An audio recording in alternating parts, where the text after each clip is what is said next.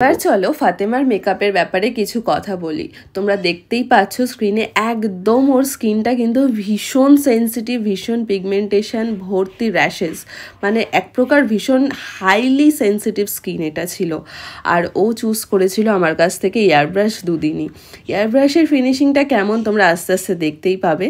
আর ওর যে এত সুন্দর একটা ড্রেস পরেছিল, আমি তো ফার্স্টে ভেবেছিলাম ও শাড়ি পরবে, কারণ বিয়ের দিনে বেসিক্যালি সবাই হিন্দু ব্রাইড হোক কি মুসলিম ব্রাইড হোক শাড়িটাই প্রেফার করে।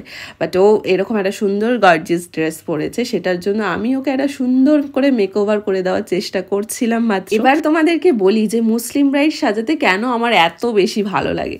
তার কারণ হচ্ছে ওদের হাজার একটা রিচুয়ালস থাকে না, যেটা সত্যি কথা। রিচুয়ালস থাকলেও সেটা অনেক সময় আগের দিনই সব মিটে যায়, আর যখনই আমি যাই তখনই মেকআপ করতে বসে যাই। তাই আমার আর কোনো তাড়াহুড়োও থাকে না, আমি ধীরে সুস্থে পুরোটা করতে পারি। আর মুসলিম ব্রাইডদের কেন আমাকে এত বেশি পছন্দ তার একটা বড় রিজন আমি আমার এক মুসলিম ব্রাইডের থেকেই জানতে পেরেছিলাম। সে আমাকে বলেছিল যে দিদি তুমি তো এত মুসলিম ব্রাইড করেছো, তুমি সেখানের পরিবেশ সম্পর্কে জানো, তাই তোমাকে বুক করা, এছাড়া আর কোনো কারণ নেই, আর তোমার মেকআপ তো ভালো লাগেই। এটা আমার কাছে কিন্তু খুব বড় একটা বিষয় ছিল সেই মুহূর্তে। যাই হোক, তোমরা আমাকে বিশ্বাস করতে বলেই আমি তোমাদের ওপর মেকআপ করার সুযোগগুলো পেয়েছি। আর আজকের আমার এই ফাতেমা ব্রাইডকে দেখো পুরোটা লুকে আমি কমপ্লিট করে ফেলেছি।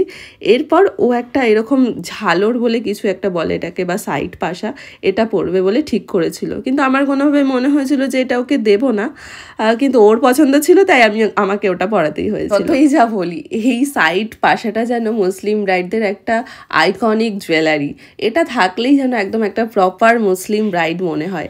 আর ও চেয়েছিল আমার কাছ থেকে একটা পাকিস্তানি ব্রাইডাল লুক, যার কারণে এরকমভাবে আমি ওকে সাজিয়েছি।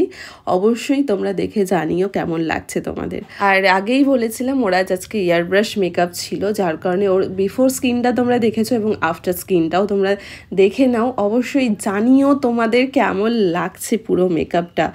ওকে এইভাবেই আমি কমপ্লিট করেছিলাম আজকে।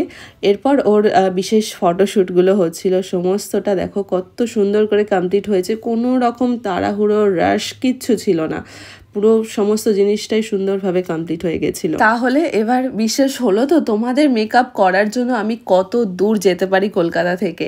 তাই আর ভেবে চিনতে বসে থেকো না যে মৈত্রীদি আমার লোকেশানে আসবে কি আসবে না। অবশ্যই আমি ফ্রি থাকলে আমি অবশ্যই যাব তোমাদের লোকেশানে, তোমাদের কাছে, এমন সুন্দর সুন্দর করে সাজাতে। আর সাজার জন্য অবশ্যই তোমরা এই দুটো নাম্বারে কন্ট্যাক্ট করবে। এখানে তোমরা হোয়াটসঅ্যাপ কল দুটোই করতে পারো, সবসময় অ্যাভেলেবেল আছে। আর এখানেই আমার শেষ হলো আজকের ফাতেমার ওপরে ব্রাইডাল মেকআপটি।